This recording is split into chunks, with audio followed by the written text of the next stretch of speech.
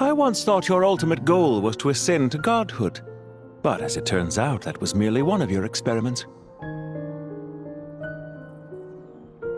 Experiments take many forms. Most people are too eager for success, too fixated on the end goal. They forget that the experimental process itself is just as important.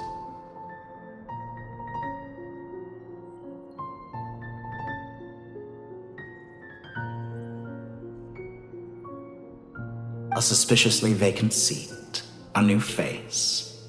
I trust you can put two and two together. The reason it doesn't exist is because someone tampered with the record. What can I say? After all your efforts, you really did uncover the world's secrets.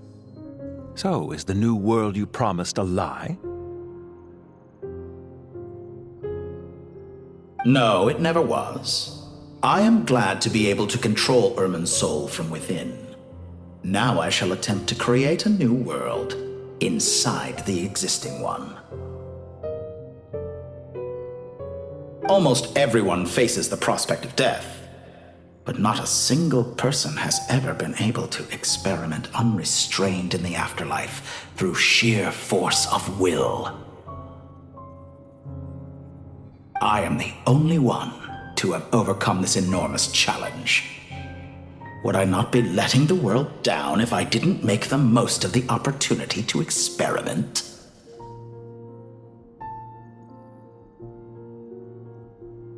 Clearly, the dividing of your soul did not affect the magnitude of your ego.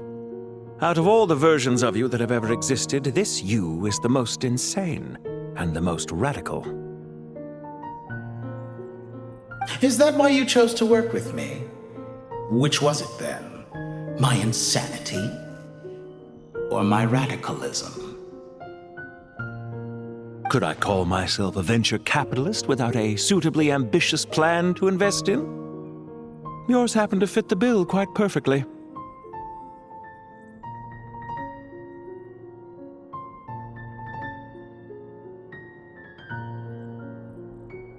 Well then, I must say, while I am surprised enough that you showed up at all, what surprises me more is that you chose to present yourself as my former subordinate, and not as the banker Pantalone. Why make things harder than they need to be? Exposing my true identity in a situation like this would only serve to destroy diplomatic relations between Snezhnaya and Sumeru. I daren't imagine the consequences. Showing up in the name of the original antagonist gives you the recognition you rightly deserve, while also being sensitive to Snezhnaya's predicament. It was an easy win.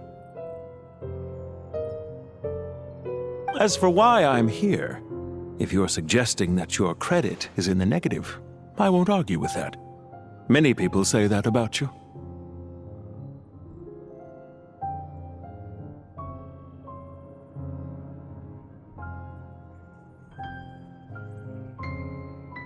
I'd argue that a significant factor in your willingness to cooperate is the fact that you have but a few years of life left after my death.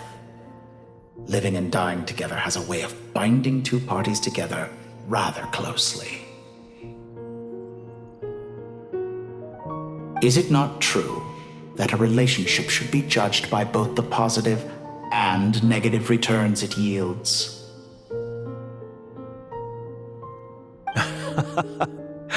So some of what I said actually made it into your head after all. It's true that I hope you don't die too soon, but don't you find that a strange thing for me to say? After all, you've already had quite a long life.